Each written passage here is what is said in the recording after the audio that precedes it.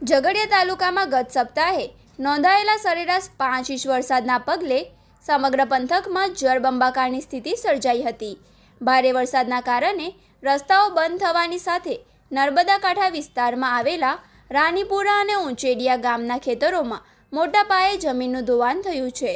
સ્થાનિક ખેડૂતોના જણાવ્યા મુજબ છેલ્લા 15 વર્ષ દરમિયાન આશરે 200 વીઘા જેટલી જમીનનું ધોવાણ થઈ ચૂક્યું છે, જ્યારે વર્તમાન વરસાદમાં 20 વીઘાથી વધુ જમીનમાં ઊભો પાક પાણીમાં ગરકાવ થઈ ગયો છે। ઉપરવાસમાં પડેલા અવિરત વરસાદના કારણે ગુમાંડે ઉચેડિયા વાડી ખાડીમાં પાણીની પ્રચંડ આવક થઈ હતી, જેથી કાવેરી ખાડી બંને કાંઠે વહેવા લાગી હતી। આ ખાડી જ્યાં નર્મદા નદીને મળે તે સંગમ સ્થળ પાસે કાવેરીના રાનીપુરા તરફ કાંઠે ભારે ધોવાણ નોંધાયું છે।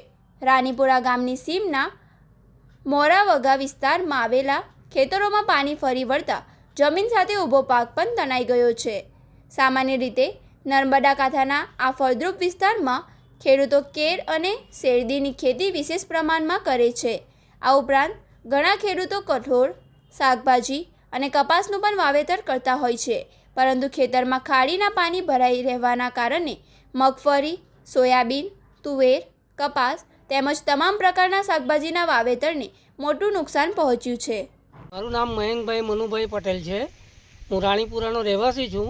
મોરાવગામાં મારી 5 વીઘા જગ્યા આવેલી છે, પણ કાવેરી નદીનું પાણી જે જળસ્તર વધીને આવે છે તેનાથી 15થી 20 વીઘા જમીન હાલ ધોવાય છે, ને આટલા 15 વર્ષની અંદર લગભગ 200 વીઘા જેટલી જગ્યા ધોવાઈ ગઈ છે।